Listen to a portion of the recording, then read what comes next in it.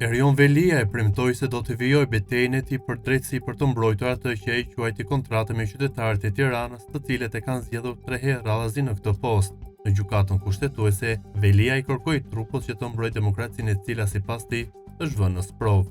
Teksa e cilëson arrestimin e tij si një rrëmbim me mbyllje në një qëllim me vrasës serial, Velia insiston se nuk ka bërë asnjë shkelje të rëndë për ta shkarkuar nga detyra. Kjo është e drejta ime për të qenë këtu. Faleminderit që më dhat këtë të drejtë. Kam pritur 9 muaj. Më kanë izoluar në një qëllim me vrasës serial. Kam përjetuar një periudhë të gjatë me shkelje të drejtave. Ky është një përçmim ndaj votës. Ky është një përçmim që populli i jep Republikës për të drejtuar në emër të tij.